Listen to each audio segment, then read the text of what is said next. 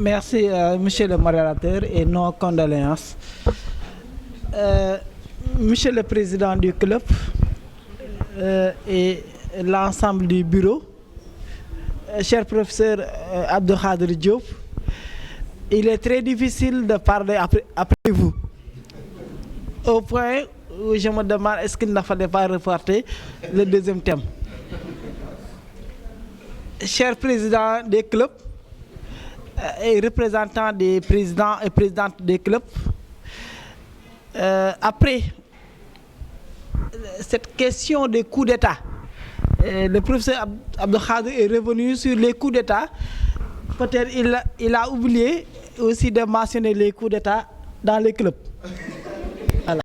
Parce que dans les clubs de l'UNCHK, les présidents se donnent les clubs. Voilà. Moi, ça, je ne sais pas. Le professeur a parlé tout à l'heure de typologie. Voilà. Si vous voyez, je prends l'exemple de Kaolack, Mamadou Mbaye prend, Thiara prend, il donne à Abibou. À Dakar aussi, Banora est le nouveau président. Donc, on peut bien parler de coup de club. Oui, alors, peut-être je vais un peu bavarder en parlant du droit pénal. Tout à l'heure, on a parlé de coup d'État. Il est difficile de parler de coup d'État si on doit aussi ajouter le gendarme du droit. Ce serait encore très difficile, mais on va essayer. On va essayer. D'abord, le professeur nous a rappelé cette règle tendant à donner une définition.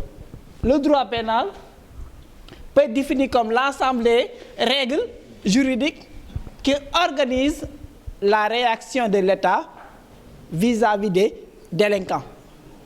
Comment le droit réagit face aux délinquants lorsqu'il y a des infracteurs, lorsqu'il y a des infractions, comment le droit pénal réagit.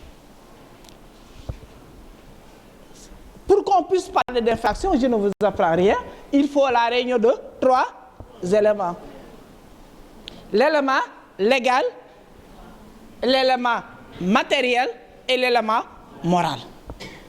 Infraction égale élément légal, élément matériel et élément moral. L'élément légal, c'est quoi? C'est un texte qui punit le comportement. Tel comportement est interdit par la loi. Interdit par la loi. L'élément matériel, c'est la manifestation. Comment un militaire, capitaine-colonel, a fait ce coup d'État, élément matériel. Et ensuite, élément moral. C'est l'intention de renverser le pouvoir. Donc, le droit pénal, c'est ce droit-là qui organise la réaction de l'État. Et il faut 3 éléments. C'est d'abord élément légal, élément matériel et élément moral. Aujourd'hui, nous allons parler du droit pénal dans le droit communautaire OHADA. Il faut d'abord comprendre un élément. C'est quoi l'élément légal? L'élément légal, on va voir rapidement le principe et la justification du principe pour comprendre une question. Donc, il faut, c'est préalable. Il faut comprendre cette partie, ensuite comprendre ce que nous devons dire. Comme qui dirait, avant d'être homme d'affaires, il faut commencer par la petite affaire. Notre affaire aujourd'hui, c'est le droit pénal communautaire. Mais avant d'aller dans le communautaire, il faut d'abord voir les règles nationales. C'est pourquoi je demanderai une petite attention par rapport au principe de légalité. C'est quoi le principe de légalité? C'est un principe qui voudrait que l'on puisse prévoir un comportement. Un texte doit punir un comportement. Si la loi ne prévoit pas un texte incriminateur, on ne peut pas poursuivre l'individu. Aujourd'hui, une personne ne peut pas être poursuivie uniquement parce que elle a fait ce qu'on appelle de la transhumance. La transhumance, à l'état actuel, n'est pas punie. Le juge ne peut pas punir une personne. Nous sommes à 2 mois des élections. Nous savons que Bassirou Diomaye a 3 minutes. On quitte le Benno pour aller vers ex-Pastef ou Diomaye 2024. Ça, ce comportement-là, si moralement est choquant, mais juridiquement n'est pas punissable. Pourquoi? Parce qu'il n'y a pas un texte incriminateur. Donc, il faut obligatoirement un texte qui punit le coup d'État, un texte qui punit la diffamation. Donc, le texte, c'est ce qu'on appelle le principe. Donc, à nous reprendre, pour qu'on puisse parler d'infraction, il faut un élément légal. L'élément légal consiste à quoi? À un texte incriminateur. Un texte qui dit « j'interdis tel comportement ». Et en interdisant le comportement, voilà les sanctions. Infraction plus sanction. Alors, ce principe est très important. Il a été théorisé par Beccaria, qui s'inspire des travaux de Montesquieu. Le professeur Abdou Khadir Diop est revenu tout à l'heure sur la question de la séparation des pouvoirs. Il faut que le pouvoir arrête le pouvoir. Donc, Beccaria s'inspire des travaux de Montesquieu et nous dit, voilà, il y a 3 pouvoirs, exécutif, législatif et judiciaire. Alors, sur ce, l'égalité est importante. Pourquoi? Parce qu'un individu ne pourra pas être poursuivi tant qu'il n'y a pas un texte. Un juge ne peut pas se réveiller un jour et dire « je vais poursuivre Aly Ngouille Ndiaye, il va être candidat ». Non. Il n'y a pas un texte qui interdit le comportement. Il n'y a pas une infraction qui s'appelle désir ou ambition de diriger le pays. Et tant qu'il n'y a pas ce texte, le juge ne peut pas condamner. Donc, du point de vue individuel, le principe de l'égalité nous protège. Le juge, pour prononcer une condamnation, soubassement du fondation. Et le texte est aussi important du point de vue social. Imaginez, c'est parce qu'il y a un texte qui interdit que nous tous d'abandonner nos pensées qui voient préparer des beignets de groupe. Nul n'était le texte qui interdit le vol, mais le Yobin allait prendre et partir. Il a envie de prendre le beignet de groupe. Il a envie de prendre son goûter. Mais il se remémore, il se rappelle de ce texte-là qui dit il est interdit de voler. Donc vous voyez bien, le principe de l'égalité, au-delà du fait qu'il nous protège contre l'arbitraire du juge, mais protège aussi la société. Il y a des comportements qui sont punis par la loi. Il y a d'autres comportements qui ne sont pas punis par la loi, mais par les textes islamiques, d'obédience catholique, ou bien d'autres croyances. Et on est tenté de commettre ces faits parce que uniquement il n'y a pas un texte incriminateur d'origine législative. Donc le principe de l'égalité est important et je disais tout à l'heure, son importance peut s'observer à travers sa consécration dans plusieurs textes. Déclaration des droits de l'homme et du citoyen, le pacte international des droits civiques et politiques, professeur de politique, la charte africaine des droits et des peuples, la Constitution, Et quand je parle de constitution, c'est la constitution sénégalaise. Je fais partie de ceux qui n'agitent pas sénégalaise. Parce que dès l'instant qu'on dit constitution, normalement c'est notre constitution. La constitution française n'est pas, c'est pour les Français. Donc, article 9, alinéa 2 de la constitution et article 4 du code pénal. Donc, j'ai montré son importance du point de vue individuel et social. Son importance s'observe à travers la consécration de plusieurs textes. Et ce qui est important maintenant, suivez bien. Nous avons déjà dit que Montesquieu a théorisé la séparation des pouvoirs législatif, exécutif, judiciaire. Et Beccaria se fonde sur cette théorie. Il dit, pour les infractions, qui doit légiférer, c'est le Parlement. Le pouvoir législatif gère les infractions et les sanctions. Le pouvoir exécutif va exécuter. Et le pouvoir judiciaire doit trancher en cas de litige. Beccaria croit fermement à cette théorie. Pour lui, tout est OK. Les choses, on ne doit pas avoir de problème. Exécutif, exécuter, législatif, légiférer et pouvoir judiciaire, trancher.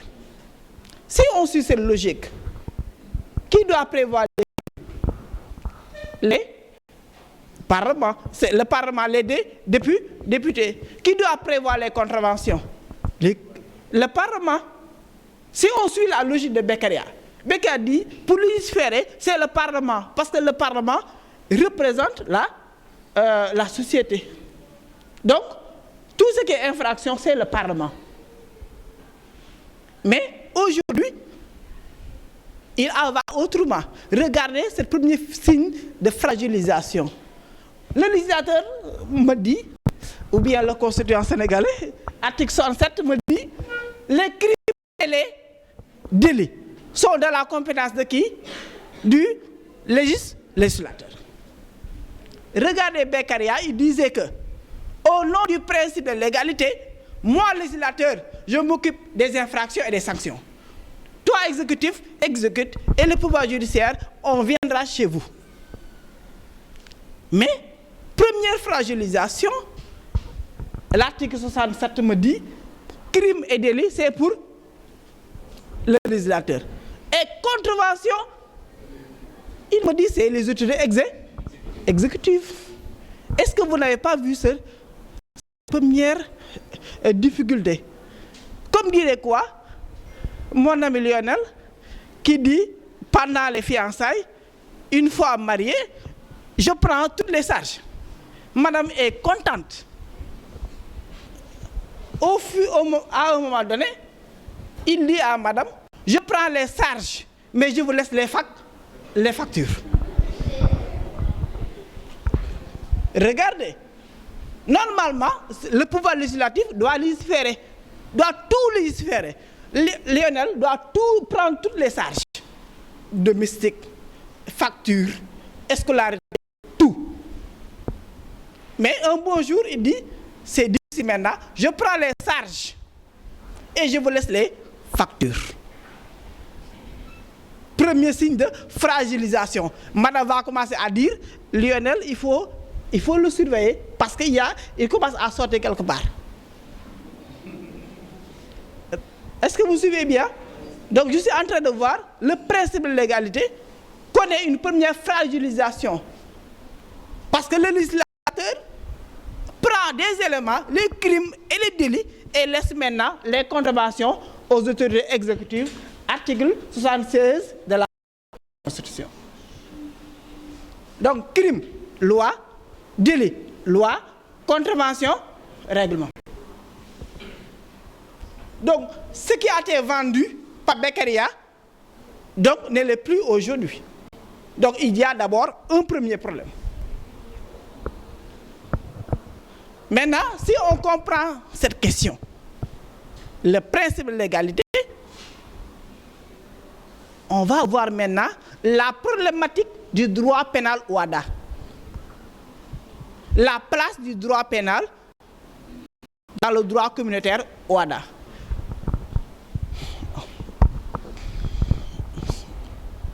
Alors, nous tous nous savons les objectifs du droit OHADA: assurer la sécurité juridique et judiciaire des États parties.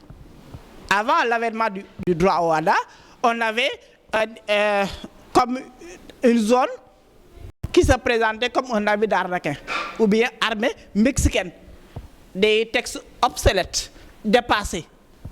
Et le législateur OHADA avait un vœu, c'est-à-dire assurer la sécurité judiciaire et la sécurité juridique. Alors, si nous avons déjà dit que le droit pénal, c'est la réaction de l'État face au phénomène criminel, on se demandera maintenant, c'est quoi le droit pénal OHADA? Droit pénal OHADA. Alors, le droit pénal OHADA, donc, c'est lorsque le droit pénal est mis au service du droit communautaire, c'est pour harmoniser la vie des affaires. Droit pénal réagit contre le phénomène criminel. Si c'est le droit des affaires, c'est pour harmoniser la vie des affaires. Je rappelle encore, le principe de l'égalité est important. C'est la clé de voûte du droit criminel, comme disait Merle et Witt. Ce principe connaît un déclin.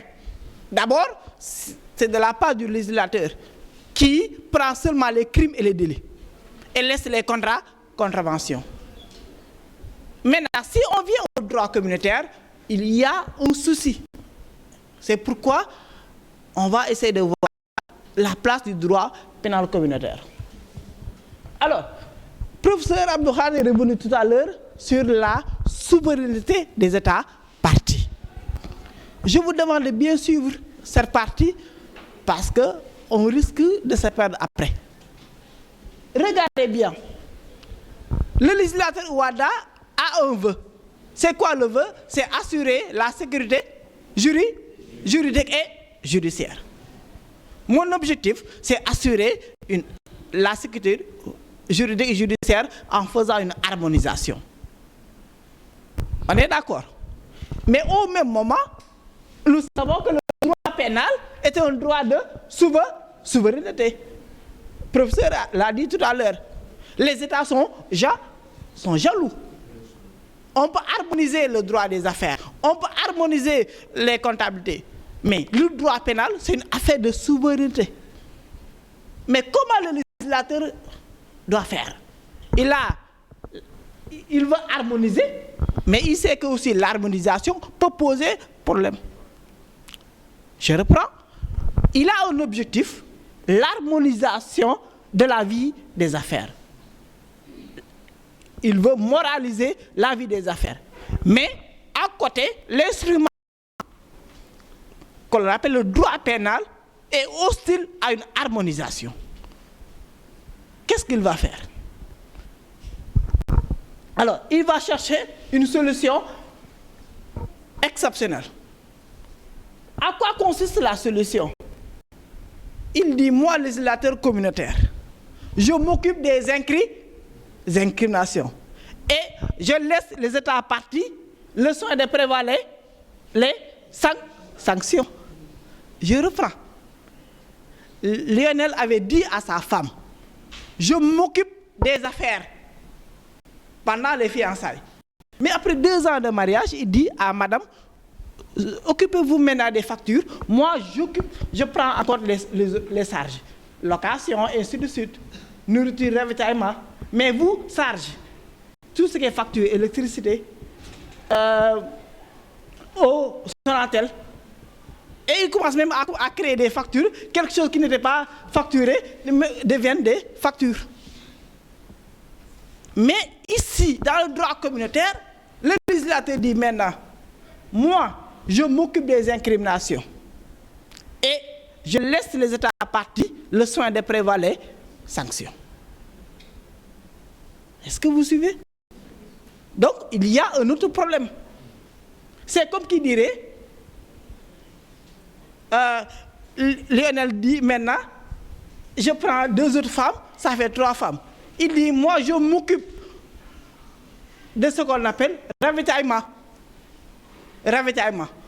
Riz, et ainsi de suite. Mais quand il s'agit de dîner et autres, c'est à vous d'acheter oignons, poissons, ces petites choses-là qui vont, voilà, qui accompagnent le repas. Comme diraient les autres, problème yaa ngi commencé, problème yaa ngi waaye ñëw. Le législateur Wade a dit, je m'occupe des incriminations et je vous laisse les sanctions. Alors, donc, et comment il va le faire? Comme disait le professeur tout à l'heure, en 2 temps. Il y a 2 renvois. Il y a ce qu'on appelle le renvoi à un texte existant. Il va renvoyer à un texte qui existe. Ou bien le renvoi à un texte à créer. Je reprends. Le législateur Ouada prévoit les incriminations et laisse les États partis le soin de prévoir les sanctions. Comment il procède? Il y a 2 types de renvois. Nous allons voir le renvoi à un texte déjà créé et le renvoi à un texte à créer. Le renvoi à un texte préexistant, c'est-à-dire un texte qui existe.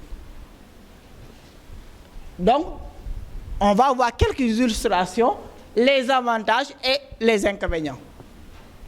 Parlons d'abord des illustrations. Donc, c'est la méthode de renvoi à un texte existant. C'est la méthode utilisée par l'acte uniforme portant organisation des sûretés. Dans l'acte uniforme portant organisation des sûretés, il y a le renvoi à un texte préexistant. L'acte uniforme portant organisation des procédures simplifiées et des voies de recours, voies d'exécution, a adopté le renvoi à un texte déjà créé. Et l'acte uniforme portant organisation des procédures collectives est purement du passif. Donc, pour ces actes uniformes, la méthode utilisée, c'est le renvoi à un texte déjà créé. On donne exemple, article 97. Regardez bien le législateur. Il nous dit, les peines prévues pour le délit d'abus de confiance s'appliquent aux débiteurs ou à toute personne qui, par des manœuvres frauduleuses, prive le créancier nanti de ses droits ou les diminue. Qui prévoit l'incrimination? C'est le législateur Ouada. Mais qu'est-ce qu'il nous dit? Il nous dit, si vous voulez comprendre maintenant, si vous voulez savoir les sanctions, allez voir quoi?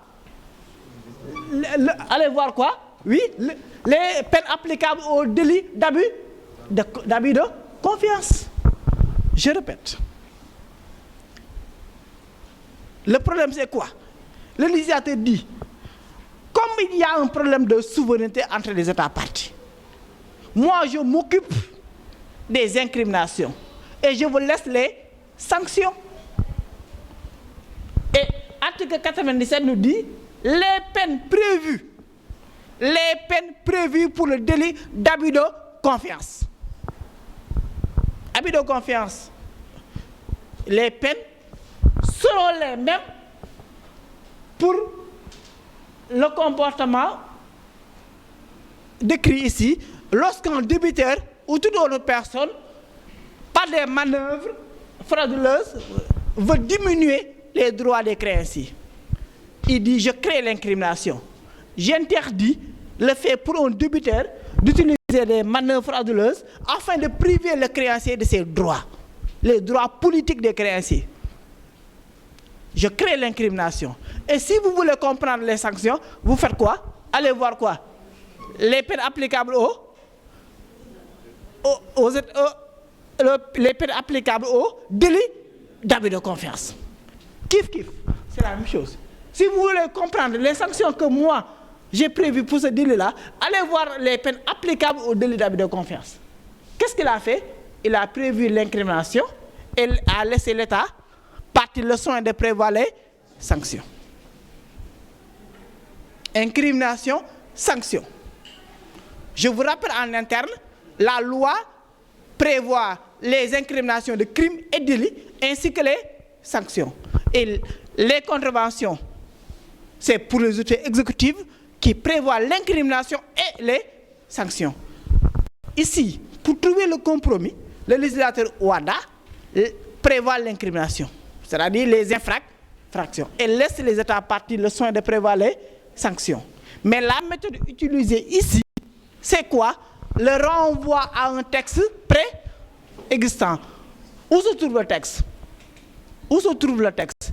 C'est dans le droit Ouada ou dans le droit interne? Dans le droit interne. Très bien. Donc il a renvoyé à un texte préexistant. Le texte préexistant, c'est l'État parti. Côte d'Ivoire, puni d'abus de confiance, 3 mois à 6 mois. Bénin, 2 ans à 6 mois. À 5 ans. Sénégal, article 383 du Code pénal, ainsi de suite. Maintenant, si vous voulez savoir quelle est la sanction applicable, vous allez voir l'infraction délit, l'infraction d'abus de confiance. C'est ça qu'on appelle le renvoi à un texte préexistant. Un texte déjà qui existe déjà. Le texte existe déjà ou dans le système interne. Alors, c'est la même logique qui a été adoptée pour l'acte uniforme sur les voies d'exécution. Allez-y encore. Et il y a aussi la méthode utilisée pour les procédures collectives. Je reviendrai sur ça. Donc, alors, allez-y. Suivez maintenant. Le législateur me dit quoi? Moi, je m'occupe des incriminations et je renvoie à un texte préexistant. Comme nous, ce qui nous intéresse, c'est plus les trains en retard. Regardons cette démarche du législateur Ouada. D'abord, parfois, il est impossible de déterminer avec précision la norme. Allez-y. Parfois, impossible de déterminer avec précision la norme. On va ensemble discuter de l'article 244. Que dit l'article?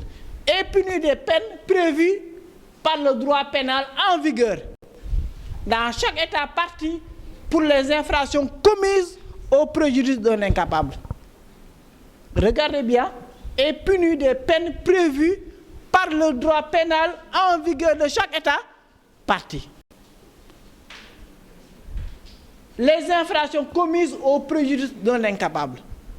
Le créancier qui a stipulé avec le débiteur ou toute personne des avantages particuliers à raison de son vote dans les délibérations. Ici, l'incrimination, c'est quoi? C'est le fait de stipuler avec le débiteur des avantages. C'est le comportement interdit par le législateur. Quel législateur? Le législateur communautaire. Le législateur Ouada interdit le fait de stipuler des avantages avec un créancier. Il interdit ce comportement. Mais il dit, si vous voulez comprendre les sanctions, qu'est-ce qu'il faut faire? Il faut aller au droit interne. Et regarder l'infraction où le législateur punit celui qui cause un préjudice à un incapable. Et le professeur Babacar Nia, qui aime bien ce texte, dit, maintenant, ça c'est pas clair. De quel incapable voulez-vous nous parler?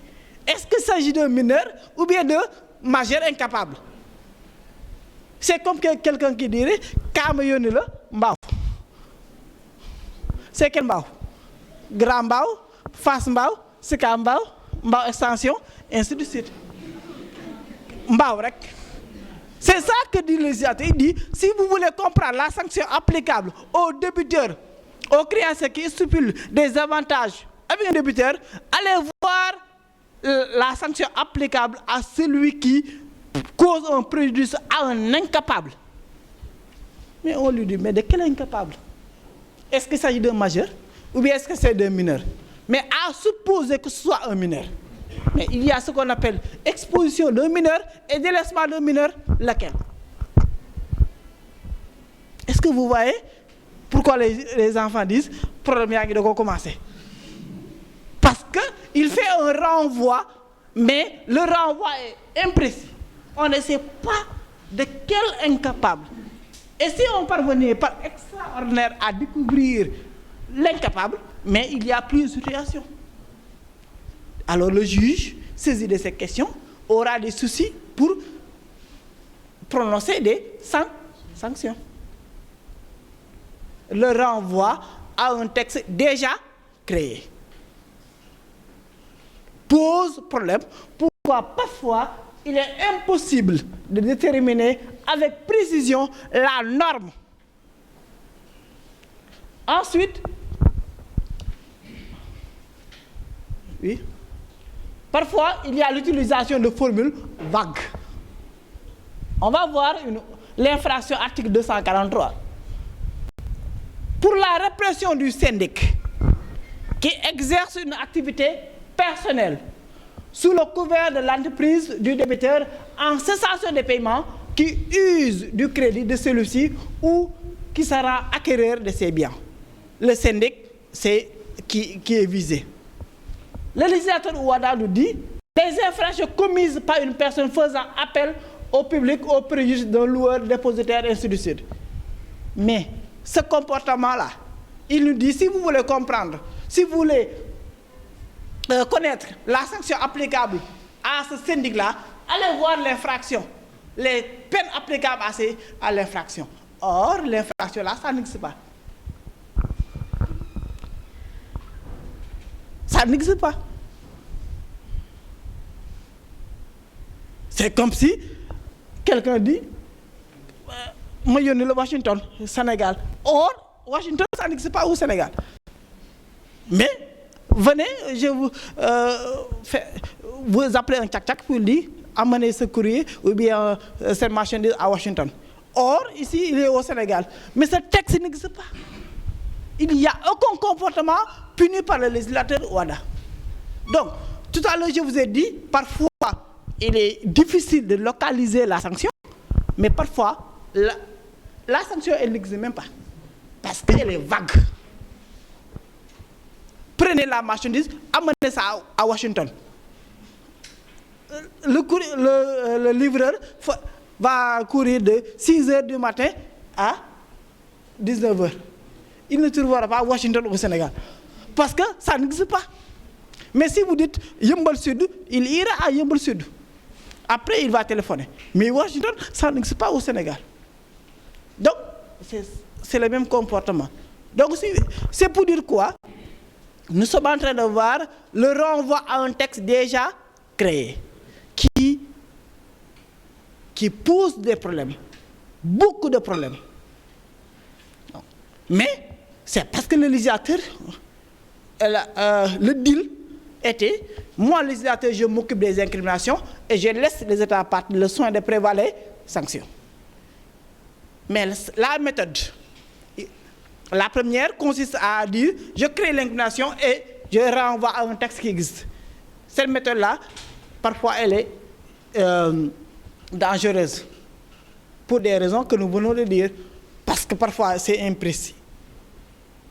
La sanction est imprécise ou bien elle n'existe pas. Elle est très vague.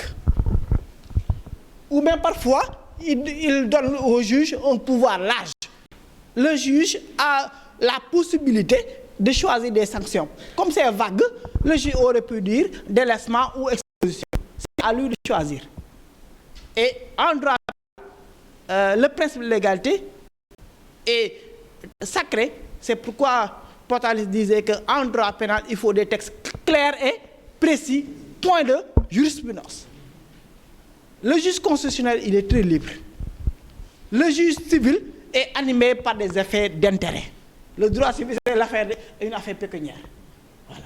ils gèrent les questions d'argent. Le juge constitutionnel, c'est une affaire politique, il est parfois plus large, parfois c'est une extension large en invoquant l'article 125 pour dire que Diomaye n'est rien d'autre que le plan B. Parfois, il respecte le texte. Donc, en réalité, le juge constitutionnel est très libre. Tel n'est pas le cas du juge pénal. Même un pénaliste, parfois, il est très rigide.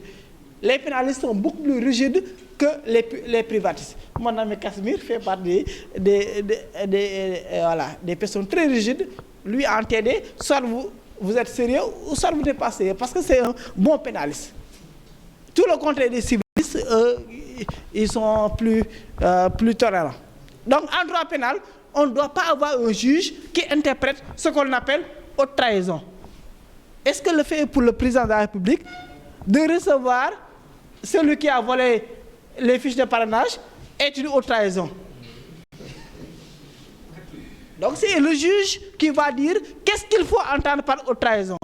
Et moi, même parfois, je me demande, c'est un exercice très difficile, parce que même la petite trahison pose problème, a fortiori la grande trahison. Vous pensez que Mamadou Lamine Diallo, qui est à L2, et qui avait une personne, et qui veut continuer jusqu'à master, puis la thèse, est-ce que sa copine va l'attendre?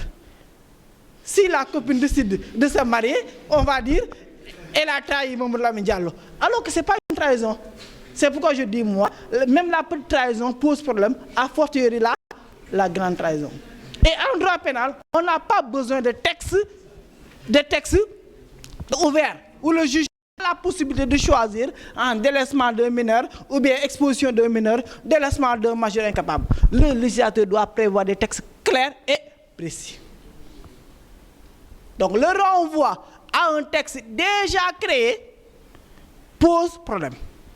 C'est pourquoi le législateur a aussi changé de démarche et prône ce qu'on appelle le renvoi à un texte à créer.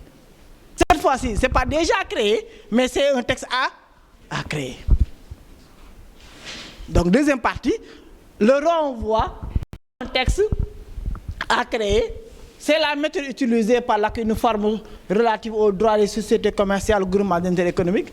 C'est la méthode utilisée par la uniforme relative aux droits commerciaux général et la uniforme porte organisation et harmonisation des comptabilités. Donc, les trois premiers actes uniformes consacrent le renvoi à un texte déjà créé, préexistant. Or, ces trois actes uniformes sont dans ce qu'on appelle le renvoi à un texte à créer, à venir. Alors, on vous donne une illustration. Regardez l'article 891 de l'acte uniforme. Encourt une sanction pénale. Le gérant de la société à responsabilité limitée, les administrateurs, le président, ainsi de suite, qui de mauvaise foi font du bien, du crédit et de la société un usage directement ou indirectement. Le législateur OHADA se limite à prévoir l'incrimination. C'est ce qu'on appelle abus de biens sociaux, abus de crédit de la société. Donc, abus de biens sociaux est puni par l'article 891 de l'acte uniforme, pourtant droit commercial général, droit des sociétés commerciales, groupement d'intérêt économique. Alors, qui prévoit les sanctions? C'est le législateur interne, l'État parti. Chaque État parti va prévoir ses sanctions. Tout à l'heure, c'était quoi? Je crée l'incrimination et je renvoie à un texte préexistant. Un texte qui existe. Mais cette fois-ci, je crée l'incrimination et je vous laisse. Tout à l'heure, le professeur parlait de souveraineté. C'est ça le respect de la souveraineté. Je crée l'incrimination et je vous laisse maintenant avec les sanctions. Et le législateur camerounais, dans l'infraction d'abus de biens sociaux, prévoit une peine de 2 millions à 20 millions. Il dit, le législateur OHADA a prévu l'incrimination. Moi, au Cameroun, si vous commettez l'infraction, c'est de 2 millions à 20 millions et une peine d'emprisonnement d'une année à 5 ans. on est en train de se demander, entre les deux méthodes, quelle est la meilleure? Alors, donc c'est la méthode utilisée par la comptabilité, ainsi de suite. Alors, on va voir les avantages de la méthode du renvoi à des textes à créer. La méthode est conforme à l'esprit de l'article 5, alinéa 2 du traité instituant l'OHADA. Que dit l'article? Les actes uniformes peuvent inclure des dispositions d'incrimination pénale. Les États partis s'engagent. Et le professeur tout à l'heure parlait d'absence de contrainte. Mais ici, on s'engage. Les États partis s'engagent à déterminer les sanctions pénales encourues. Le législateur OHADA prévoit les incriminations et les États partis s'engagent. Ils s'engagent à prévoir les peines. Donc, le renvoi à un texte à créer est conforme à l'article 5. Parce que c'est l'État qui s'engage à prévoir les sanctions. Ce n'est pas le législateur OHADA qui doit déterminer la sanction. Et c'est aussi un respect du principe de légalité. Parce que les États partis vont prévoir les sanctions. Donc, le renvoi à un texte à créer est conforme au principe de légalité, mais aussi est conforme à l'esprit de l'article 5, alinéa 2, qui prévoyait ce partage de compétences. Incrimination, législateur OHADA, sanction, les États partis. Mais ne pensez pas que c'est une très bonne démarche. Il y a des inconvénients. Il y a deux types d'inconvénients. D'abord, il y a le risque de disparité des sanctions nationales. Il y a des risques. Pourquoi il y a des risques? Suivez bien, le législateur OHADA prévoit l'incrimination. Et qui prévoit les sanctions? Le législateur national. Et comme c'est national, chacun est libre. Très bien, prof. Alors, oui, allez-y. Donc, risque de disparité des sanctions nationales, chaque État parti détermine les sanctions conformément à ses propres caprices. Chaque État parti va prévoir un texte spécial. Conséquence, un comportement qui est puni de peine correctionnelle en Côte d'Ivoire peut être une peine de police au Sénégal. Les sociaux peut être puni de 2 à 3 mois au Sénégal, en Côte d'Ivoire, 3 à 10 mois. Je reprends. Le législateur OHADA prévoit l'incrimination, mais par la méthode de renvoi à un texte à créer, c'est l'État parti qui s'engage à prévoir les sanctions.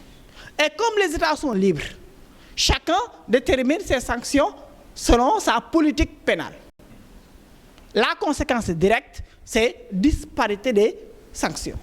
Et on peut avoir ce qu'on appelle les paradis pénaux.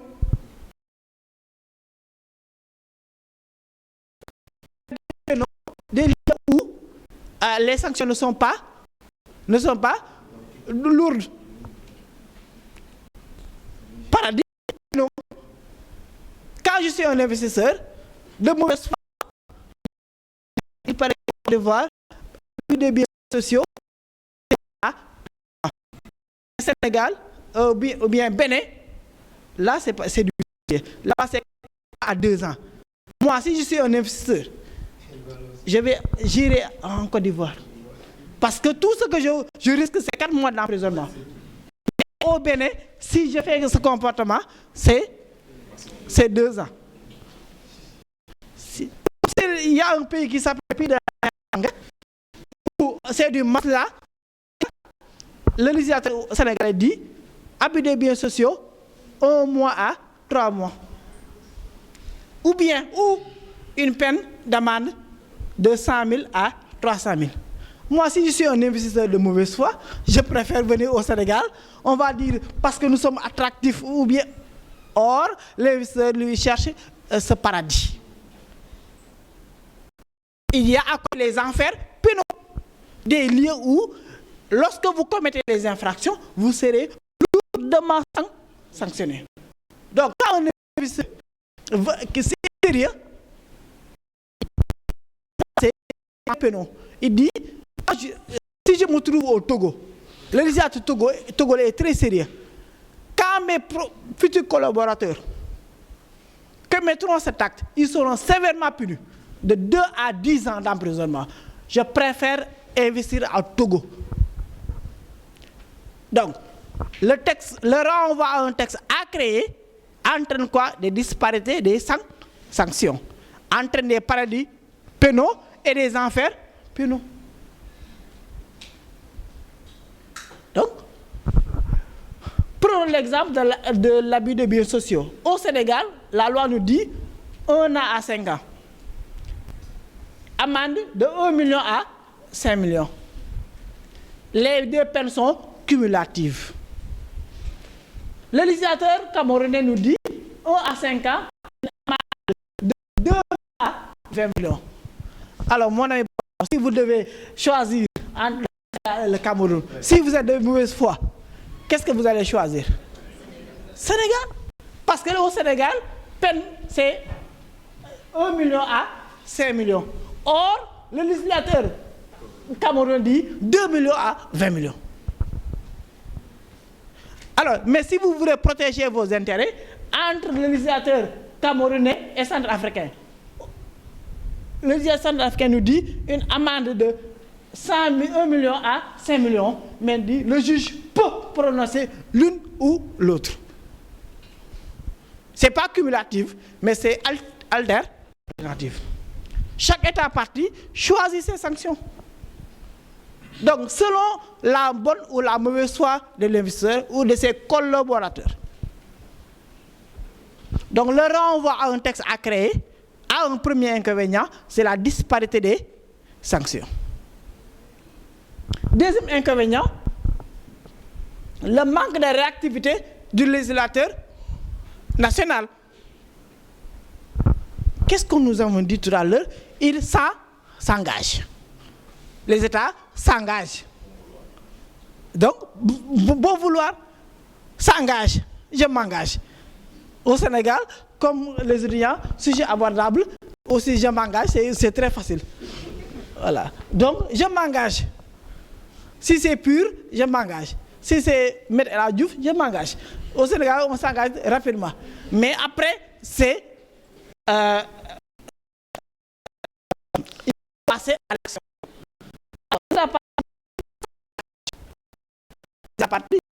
Après avoir des sanctions. Mais qu'est-ce qui se passe lorsqu'ils ne prennent pas le texte? Donc la passivité du législateur n'a pas de problème. Premier problème, c'était quoi? Disparité des sanctions. Cette fois-ci, c'est la passivité du législateur. Alors, pendant longtemps, il n'y avait que 3 pays.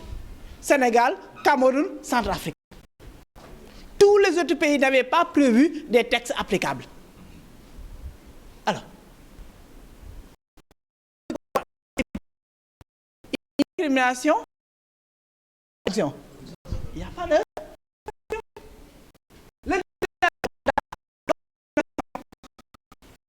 C'est comme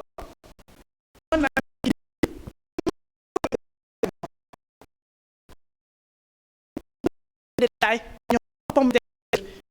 mais la femme dit là, il y a un ravitaillement, il y a l'huile, il y a le riz, mais il n'y a pas les ingrédients, donc il n'y a pas de repas. Donc le législateur Ouada a fait son devoir, prévoir l'incrimination. Mais le législateur et il y a incrimination sans sanction. Donc le renvoi à un texte à créer, s'il est accompagné de la passivité du juge, la norme serait vidée de son sens. Il y a incrimination, il y a infraction sans sanction. C'est comme qui dirait ceeb bu amul xorom. Donc, il y a le riz, mais il n'y a pas les ingrédients. Il y a l'infraction, mais pas les sanctions. On ne va pas manger. Alors, conséquent, dans certains pays, l'incrimination existe, mais pas de sanctions. Violation du principe de légalité. Vous vous rappelez, on avait pris le temps de revenir sur c'est quoi le principe de légalité. Une personne ne peut pas être poursuivie, arrêtée, condamnée, si le comportement n'était pas en amont prévu par un texte et sanctionné. Avant la transhumance de Habib Sy, exemple, il y avait un comportement qui l'interdit et des sanctions. Mais s'il y a seulement incrimination sans sanction, on ne peut pas le poursuivre. Et dans ces états partis, il y a l'incrimination, mais il n'y a pas de sanction, violation du principe de légalité. Parfois, c'est une passivité totale. Parfois, elle est partielle. Elle est totale lorsque le législateur Ouada ne suit pas le législateur national ne suit pas la tendance. Exemple, le législateur togolais ne prévoit pas de texte. Le législateur togolais ne prévoit pas de texte applicable au droit des affaires. Parfois, c'est une passivité partielle. Qu'est-ce que j'appelle, moi, passivité partielle? Le législateur sénégalais, la loi de 98-22 du 26 mars 98, portait donc, les infractions contenues dans l'acte uniforme portant société commerciale et groupement d'intérêt économique. Alors, vous me direz, qu'en est-il des autres actes uniformes? L'acte uniforme sur les comptabilités a prévu les infractions. L'acte uniforme sur les sûretés, l'acte uniforme sur le droit commercial général. Ces actes uniformes ont prévu des incriminations. Or, le législateur sénégalais, en 98, je ne sais pas ce qui lui a piqué, il se limite à dire infraction contenue dans l'acte uniforme société commerciale et groupement d'intérêt économique. Il ne s'intéresse pas aux autres actes uniformes. C'est ça que j'appelle, moi, passivité partielle. C'est mieux que les autres, mais n'est pas aller jusqu'au bout. Ils n'ont pas. Au début, c'était le Sénégal, le Cameroun et la Centrafrique. Au moins, eux, ils ont été beaucoup plus cohérents. Mais ils ne sont pas allés jusqu'au bout. Il y a l'incrimination pour certaines infractions, des sanctions pour certaines infractions, mais pour les autres actes uniformes, il n'y a pas eu de sanctions. Le problème maintenant se densifie lorsque il y a une modification de l'acte uniforme entraînant de nouvelles incriminations. Le législateur sénégalais a pris un texte, même si c'est borné à l'acte uniforme portant société commerciale, groupement économique, mais voilà, si je prends à prendre l'âge, mais je pensais à 2014, il y a une modification de l'acte uniforme sur les sociétés commerciales qui prévoit de nouvelles infractions. Alors, est-ce que les nouvelles infractions auront des sanctions en droit sénégalais? Regardez bien. Le législateur sénégalais, camerounais et centrafricain ont répondu à l'appel et ont prévu des sanctions. Mais ultérieurement, il y a une modification de l'acte uniforme. S'ils ne suivent pas encore la tendance, il y aurait, pour les nouvelles infractions-là, il y aurait quoi? Infraction sans texte. Donc, c'est pourquoi je dis, en cas de modification des actes uniformes, entraînant de nouvelles infractions, le législateur sénégal, il y a la loi 2018-13 du 27 avril 2018 relative à la répression des infractions prévues par les actes uniformes. Regardez bien, parler uniforme. Il ne parle plus sur le commercial et groupement d'intérêt économique. Il est suffisamment large. Il dit des infractions prévues par les actes uniformes en application relative à l'harmonisation du droit des affaires en Afrique. Cette fois-ci, ce n'est plus l'acte uniforme sur les sociétés commerciales, mais c'est les autres actes uniformes. Cette fois-ci, ce n'est plus seulement les inclinations prévues par la première version, mais c'est même les nouvelles inclinations parce que c'est une loi de 2018, et alors que l'acquis uniforme sur le seuil commercial, depuis 2018, il y a un changement et des modifications des acquis comme les sûretés, procédures collectives, et ainsi de suite. Donc le législateur sénégalais est assez prévoyant et prévoit maintenant ces incriminations. Qu'en est-il maintenant des autres États partis? Donc, c'est ça le débat. On termine par là. Maintenant, bien, voilà. Nous avons essayé de l'objectif d'assurer la sécurité juridique et judiciaire. Mais il avait un problème, c'est la souveraineté des États partis. C'est pourquoi il a choisi une démarche originale, contrairement au législateur de l'UEMOA. Il parle d'unification.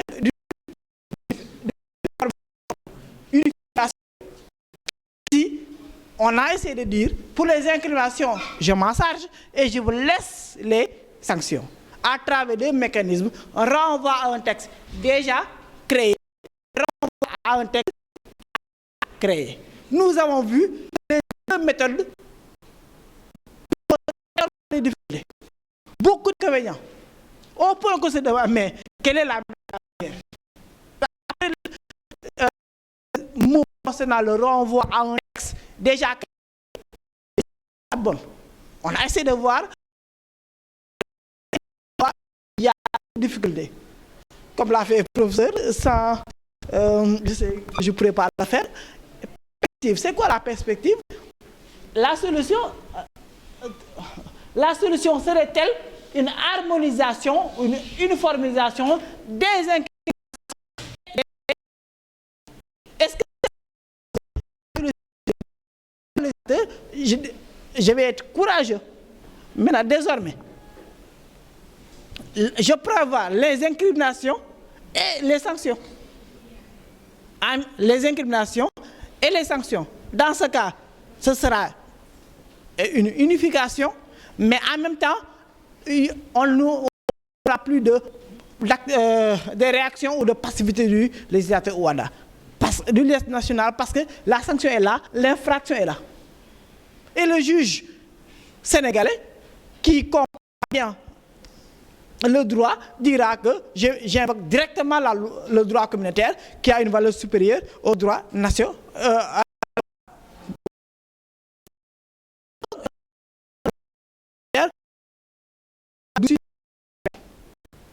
Mais là encore, il y a l'obstacle que le professeur Aboukhari a dit tout à l'heure, la souveraineté des États partis.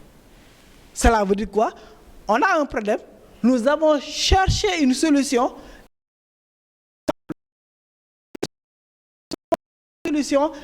On se rend compte qu'on aura des problèmes. Moi, mon problème, après le professeur Aboukhari, et je vous remercie de votre